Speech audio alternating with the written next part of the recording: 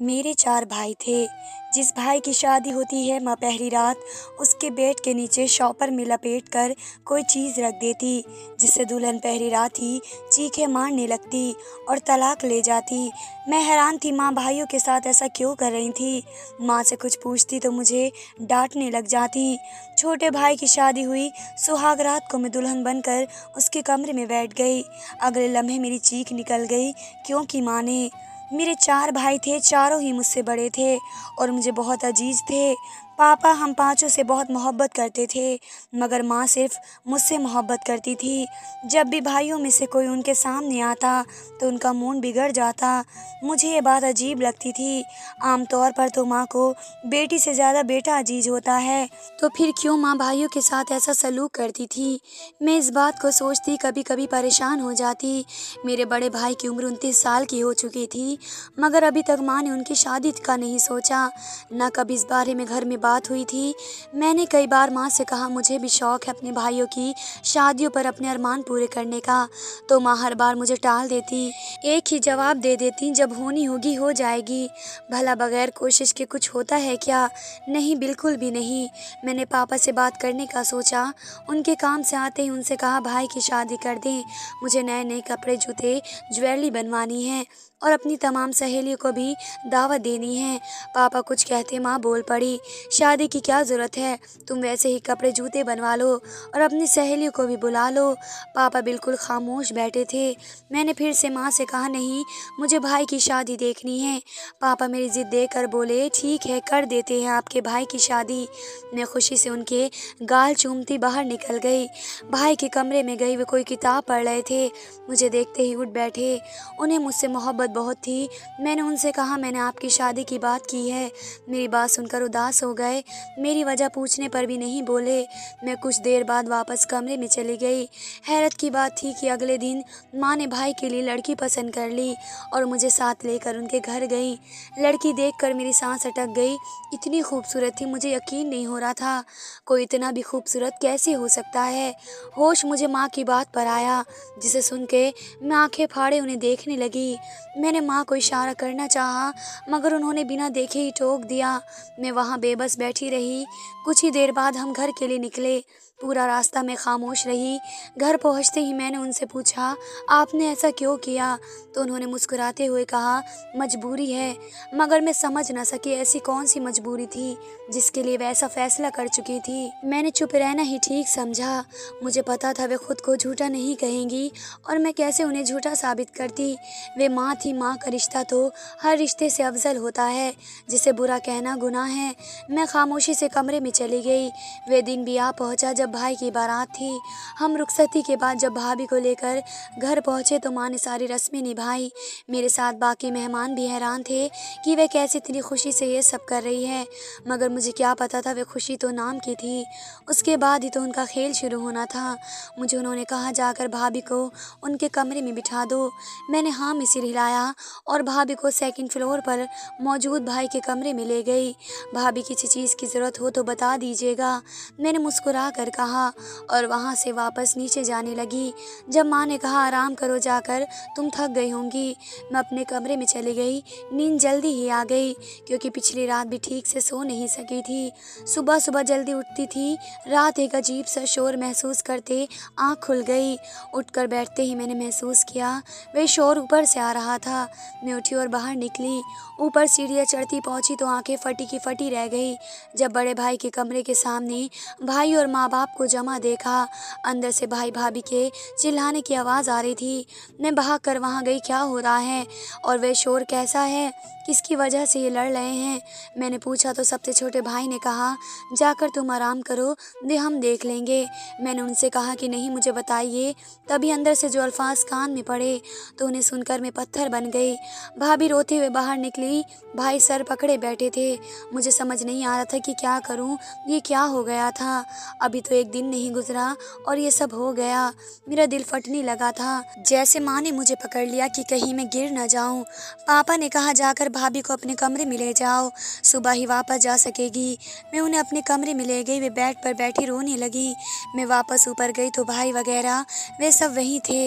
मैं अंदर कमरे में गई जब मेरी नज़र एक शॉपर पर पड़ी। तब मुझे याद आया वह वही शॉपर था जो माँ ने सुबह पकड़ा हुआ था। मेरे पूछने पर भी उन्होंने जवाब नहीं दिया कि उसमें क्या है और उन्होंने वे शॉपर भाई के कमरे में ले जाकर बेड के नीचे क्यों रखा। मेरे कदम खुद ब खुद उस शॉपर की तरफ उठे, मगर उससे पहले मैं उसे उठाती माँ ने झटके से मुझे अपनी तरफ खींचा। मैं गिरते गिरते बची। ये क्या तरीका है, वह अभी गिर जाती। पापा ने मुझे गिरते देखा तो माँ से कहा तो वह हड़बड़ा गई, ये तुम क्या कर रही हो, जाओ कमरे में जाकर आराम करो। माँ ने मुझे झटक कर कहा। मैं न समझी और वहाँ से वापस कमरे में चली गई जहाँ भाभी बैठी रो रही थी। मैं वहीं लेट गई। नींद तो नहीं आई, मगर सोच सोच कर दिमाग ज़रूर बैठने लगा। अगले दिन मैं चली गई। वक्त गुजरता रहा। भाई चिड़चिड़े से हो गए। मैंने उन्हें दोबारा शादी का कहा तो उन्होंने मना कर दिया।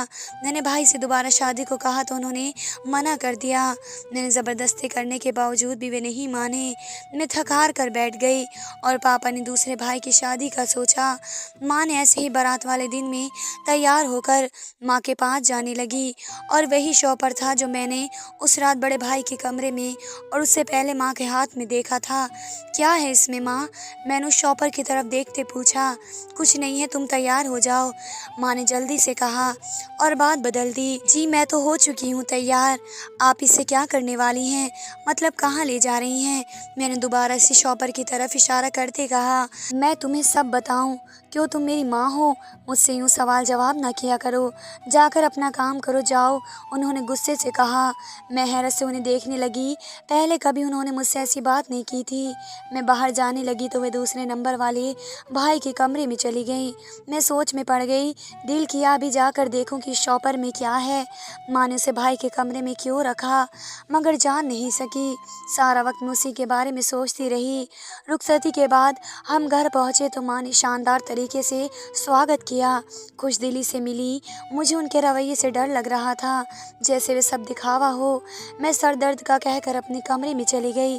फिर शॉपर का दिमाग में आते ही मैं बाहर निकलती भाई के कमरे में गई और इधर उधर नज़र घुमाती उस शॉपर को तलाश करने लगी।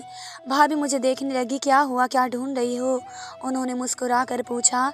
मैं भी हल्का सा मुस्कुरा दी। कुछ नहीं भाभी, सुबह जल्दी जल्दी में मेरी अंगूठी गिर गई थी, यहाँ बहुत ढूंढी मिली नहीं, इसलिए दोबारा तलाश कर रही हूँ, शायद मिल जाए। मैंने बहाना बनाया तो वह हंस दी। अगर यहीं गिरी थी तो यहीं होगी, फिक्र मत करो, बहुत थकी थकी सी लग रही हो, जाकर सो जाओ, सुबह मिलकर ढूंढ लेंगे। भाभी ने मेरा चेहरा देखते हुए फिर से कहा। मैंने ना चाहते हुए भी हाँ में सर हिलाया और बाहर जाने लगी। जब अचानक हाथ लगने से, मेज़ पर बड़े गुलदस्ते से गिरने से उसमें मौजूद 2 फूल ज़मीन पर गिर गए। मैंने अफसोस से उन्हें देखा और वहीं बैठकर उठाने लगी। उन्हें उठा ही रही थी कि जब नज़र बेड के नीचे पड़ी तो एकदम खौफ से काँप गई। क्या हुआ, तुम ठीक हो? भाभी ने बेड से उतर कर मेरे पास आ गई। मेरा चेहरा सफ़ेद होता जा रहा था, हाथ काँपने लगे। नहीं कुछ नहीं, मैंने चेहरे पर हाथ फेरते कहा। उस वक्त भाई आ गए। क्या बात है, तबीयत ठीक है तुम्हारी, चेहरा क्यों सफ़ेद हो रहा है? भाई ने मुझे सोफे पर बिठाते फिक्र से पूछा तो मैं उन्हें थक जाने का कहकर अपने कमरे की तरफ भागी। कमरे में जाकर अंदर से लॉक लगाया और गहरी सांस लेने लगी। काफ़ी देर यूं ही इस सब के बारे में सोचती रही, जब एक बार फिर वही हुआ जो पहले भाई के साथ हुआ था। मेरे जाने तक तलाक हो चुकी थी। मेरा हाथ अपने दिल के मुकाम पर गया था। मैंने सामने देखा, सब परेशान थे सिवाय माँ के जो बेफिक्र खड़ी थी। मुझे शक हुआ कि ज़रूर माँ ने कुछ किया है। अंदर देखा तो वही शॉपर पड़ा था। मैंने एक बार फिर माँ की तरफ देखा। मुझे माँ से खौफ महसूस हुआ। पापा ने फिर से कहा भाभी को कमरे में ले जाओ, वे कल वापस जाएगी। मगर मेरे कुछ कहने से पहले ही वे बोल पड़ी, नहीं मुझे कल नहीं जाना, मुझे अभी जाना है, मुझे यहाँ नहीं रहना। वे डरे सहमे लहजे से बोल रही थी, जैसे अगर वे रात वहीं हमारे साथ रही तो कुछ हो जाएगा उन्हें। मैंने नासमझी से देखा तो वो अपने घर कॉल करने लगी और फिर कुछ ही देर के बाद उनके पापा उन्हें ले आ गए। पापा ने उनसे माफ़ी मांगी, मगर क्या फ़ायदा इस माफ़ी का? उनकी बेटी तो बर्बाद हो चुकी थी। कितनी मुश्किल से माँ बाप बेटी की शादी करते हैं, सारे बारात का खाना वगैरह कितनी मुश्किल से सब का बंदोबस्त होता है, और जिनकी बेटी पहली ही रात तलाक लेकर वापस घर की दहलीज पर पहुंच जाए, भला उन्हें क्या पता हो माफ़ी किसे कहते हैं? वे तो अपनी उजड़ी बर्बाद हुई बेटी को देखते हैं और रो पड़ते हैं। वे माँ कैसी तड़पती होगी जिसकी बेटी तलाक देकर घर वापस जाती रही होगी। मेरा दिल ज़ोर ज़ोर से तड़प रहा था। मैं रो भी नहीं सकती थी, रोती भी कैसे? सबकी लाडली बेटी थी, ज़रा सी रोती तो सब उदास हो जाते, इसलिए कमरे की तरफ भागी। कमरे का दरवाज़ा बंद करके रोती रही। काश मैं कुछ कर सकती, काश ये सब ना होता। मेरा दिल बस यही कह रहा था कि बार बार दिल दिमाग में दो परिवारों का ख्याल आ रहा था जिनकी बेटियां हमारे घर से तलाक लेकर निकली थी। अगले दिन मुझे बहुत तेज़ बुखार था। माँ और पापा मेरे पास मेरे सिरहाने और भाई वहीं पर कुछ फासले पर बैठे थे। सब लोग सारी बातें भूल चुके थे। अगर कुछ याद था तो सिर्फ ये कि उनकी लाडली बीमार है। भाई ने मेरा हाथ पकड़ा और प्यार से समझाने लगे, बेटा जो किस्मत में लिखा है ज़रूर होता है। हमारी किस्मत में यही लिखा था, जो कि हो गया है, उसमें परेशान क्यों हो रही हो? छोड़ो, तुम आगे सब बेहतर होगा। माँ ने मेरा हाथ चूमते हुए कहा। मैं खामोशी से रोने लगी। मैं तो जैसे तड़प रही थी। पापा ने मेरे सर पर हाथ रखा, मुझे समझाया। एक हफ्ते तक मैं ठीक हो गई। मुझे लगा सच में बेहतर हो जाएगा, मगर मुझे नहीं पता था वह सिर्फ मेरा वहम और भाई की तसल्ली थी। हकीकत तो बहुत भयानक थी। जब वक्त गुजरने पर सामने आने वाली थी, मेरे दोनों बड़े भाइयों ने साफ कह दिया कि अब वे दोबारा शादी नहीं करेंगे। बड़े भैया दूसरे शहर शिफ्ट हो गए। मैं बहुत उदास थी। एक दिन वो हमसे मिलने आए तो मैं उनसे मिलते वक्त इतनी रोई कि कभी उनके जाते हुए भी नहीं रोई थी। वे हम सब से मिलकर अपने कमरे में चले गए। मैंने सोचा उनसे पूछकर उनकी पसंद का खाना बनवाती हूँ। नौकरानी से सब्जी काटने को कहा और उनसे पूछने ऊपर दरवाजे के करीब पहुँची। जब अंदर से आती बातों की आवाज़ पर कदम रुक गए, मगर जैसे जैसे वे बातें मेरे दिमाग से टकरा रही थी, मेरे कदमों से जान निकल रही थी। मुझे लग रहा था कभी चल नहीं सकूंगी, कदम भी उठाना नामुमकिन है। लड़खड़ाते हुए मैं वहाँ से वापस आई, मुश्किल से किचन में पहुँची। दीदी जी क्या हुआ आपको? नौकरानी ने घबरा कर मुझसे पूछा। पानी का गिलास मुंह से लगाया, फिर वे सबको बुलाने लगी। मैंने जल्दी से खुद को संभाला और उसे रोक दिया कि किसी को मत बुलाओ, मगर तब तक सब आ चुके थे। मैं भाई के सीने से लगी और शिद्दत से रोती रही। वे परेशानी से बार बार पूछ रहे थे कि क्या हुआ है, क्यों रो रही हो, मगर मेरे पास अल्फाज नहीं थे कि उन्हें बता सकूं किस वजह से क्यों रो रही हूँ। उन्होंने मुझे पास लगाया और मेरे कमरे में ले गए। वहाँ जाकर भी कई बार रोने की वजह पूछी, उनके दूर जाने का बहाना बना दिया।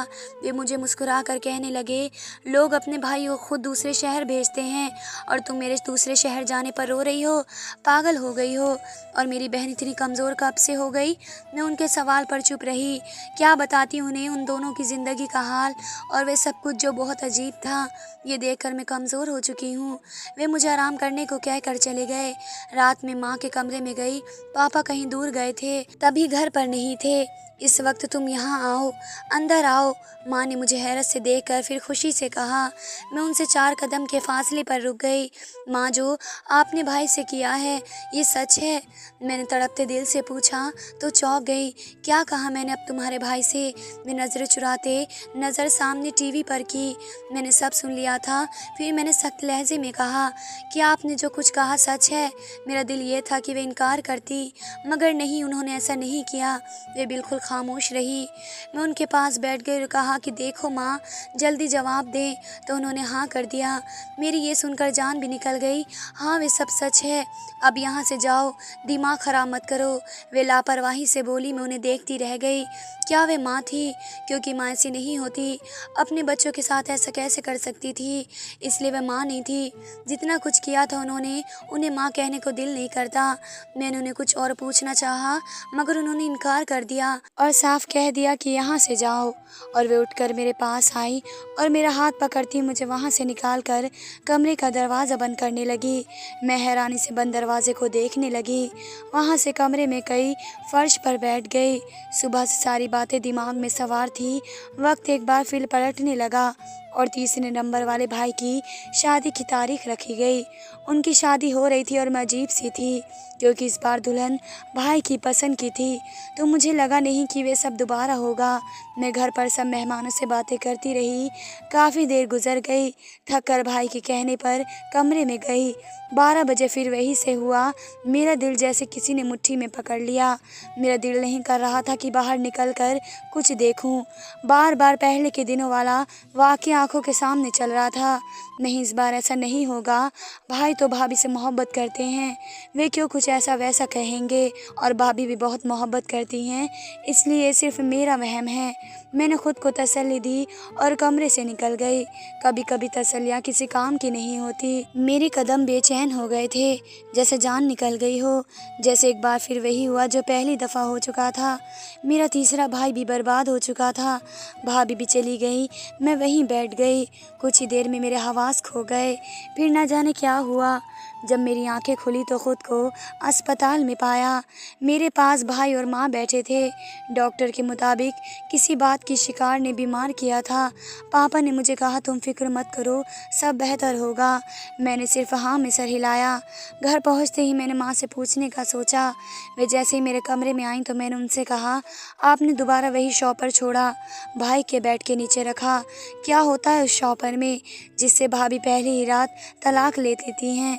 मेरे पूछने पर वे मुझे कहने लगी, तुम अभी बच्ची हो इसलिए ये सब नहीं समझोगी, आराम करो, तबीयत ख़राब है तुम्हारी। उनके लहजे और आवाज़ पर मेरी आंखें नम होने लगी। न जाने क्या था उस शॉपर में, क्यों माँ हर बार वे बेड के नीचे रखती थी। क्या तलाक सच में उस शॉपर की वजह से हो रहा था? अगर हाँ तो क्यों? इसलिए ऐसा क्या छुपा था उस शॉपर में? मैंने उसके बाद माँ से कुछ नहीं पूछा। छोटे भाई की शादी रखी गई। मैंने इस बार माँ पर नज़र रखी, उनके पीछे पीछे रही, उन्हें शॉपर रखते हुए भी देखा। जैसे ही हम लोग घर पहुँचे मैंने भाभी से कहा कि वह अपने कपड़े वगैरह मुझे दे दें, तो वह हैरान हो गई और पूछने लगी, क्यों, किस लिए? और ये दुल्हन का जोड़ा है, रस्म वाला, तुम अभी कुंवारी हो, कैसे पहनोगी? इनके इतने सवाल पूछने पर मैंने उन्हें देखा, फिर दरवाजे को देखा। दरवाज़ा लॉक किया और उनके पास जाती बोली, मेरे 4 भाई हैं। माँ हर भाई की शादी पर एक शॉपर बेड के नीचे छुपाती हैं, जिसमें ना जाने क्या है, जिसे देखकर भाई पहली रात भाभी को डिवोर्स दे देते हैं। मुझे यही पता लगवाना है कि शॉपर में क्या है। मैंने उन्हें सब कुछ बता दिया। मुझे देख रही थी। प्लीज़ भाभी मेरा साथ दे दें। मैंने मिन्नतें करी तो वे मान गए। मैंने उनका ड्रेस पहना, उन्हें अपना पहनाया और अपने कमरे में जाने को कहा। वे चली गई। अंदर से लॉक लगा लीजिएगा। मैंने दरवाजे के बाहर उन्हें भेजा और मैं चली गई। मैं दुल्हन बनी बैठी बेड पर बैठ गई। जब काफ़ी देर बाद माँ की कॉल आई, क्योंकि वह माँ का ही नंबर था। मैंने एक दफ़ा उस नंबर से माँ से बात की थी। मैंने जैसे ही कॉल उठाई, मेरे बोलने से पहले वे बोल पड़ी, अपने बेड के नीचे देखो, तुम्हारे लिए वे रात जानना बहुत ज़रूरी है। देख लो, मजाक मत समझना वरना सारी ज़िंदगी पछताओगी। इतना कहकर उन्होंने कॉल कट कर दी। अब मुझे पता लगा जैसे उन्हें पता चलता था कि शॉपर बेड के नीचे है। मैंने उठकर शॉपर निकाला और डरते डरते शॉपर खोला तो अंदर नज़र पड़ते ही मेरी चीख निकल गई। शॉपर हाथ से गिर गया। मेरे चिल्लाने पर सभी वहां पहुंचे। मुझे देखकर सभी हैरान थे। भाई को देखकर मेरा चेहरा लाल पड़ गया शर्म से, और उस शॉपर के अंदर देखने से दिल क्या ज़मीन फटे और मैं इसमें समा जाऊं। मैं उस शॉपर को भाई के हवाले किया। उन्होंने नासमझी से उसे खोल कर देखा तो उनकी हालत भी मेरी जैसी हो गई। मैंने माँ के सर पर बम फोड़ा। माँ अभी तक मुझे देख रही थी। माँ ने पहले बड़े भाई की शादी पर उन्हें ये शॉपर रखते देखा था। पूछने पर ये टाल देती। उसके बाद दोनों छोटे भाइयों की बारात वाले दिन उन्होंने ये शॉपर यूं ही रखा। इसलिए इस बार मैंने दुल्हन का रूप लिया कि देख सकूं इसमें क्या है, मगर मुझसे इससे आगे बोला नहीं गया। उस शॉपर में भाई की किसी लड़की के साथ नाज़िबा तस्वीरें थी। माँ क्यों कर रही थी आप ये सब? हम कितने बड़े पागल हैं।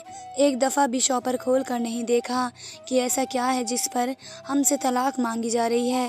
बड़े भाई ने कहा, तुमने अपनी नाकामी का बदला इस तरह लिया मेरे बच्चों से। पापा की बात हम सब ने चौंक कर उन्हें देखा। पापा ने तेज़ी से पूछा, मेरी शादी तुम्हारी माँ से ख़ानदान वालों की मर्ज़ी से हुई थी। मैंने अपनी पसंद से शादी बाहर ही कर ली, फिर उनके साथ रहने लगा क्योंकि ये शादी मुझे कबूल नहीं थी। तुम चारों उस वक्त बहुत छोटे थे जब मेरी दूसरी बीवी की अचानक मौत हो गई तो मुझे वापस घर जाना पड़ा। इस औरत ने मुझसे कहा, ये माँ बनकर तुम्हें पालेगी। मगर अफसोस पापा ने नहीं में सर हिलाया। क्यों पालती मैं इन्हें माँ बनकर। इन्हीं की वजह से मेरी ज़िंदगी इतनी बेरंग रही। मेरी खुशियाँ मुझसे दूर रहीं। मेरा बस चलता तो मैं अपने हाथों से मार देती। माँ के कहने पर हमने दुख से उन्हें देखा और उस दिन के बाद भाई के साथ दूसरे शहर शिफ्ट हो गए। मैं उनके साथ थी, पापा और माँ उसी घर में हैं। ज़रा सा बदले के लिए कैसे उन्होंने हमारी ज़िंदगी तबाह की थी, ये हम बहन भाइयों को पता है। मेरे तीनों बड़े भाइयों ने शादी कर ली है। जल्दी ही मैं भी अपने घर को रुखसत होकर चली जाऊंगी। धन्यवाद दोस्तों।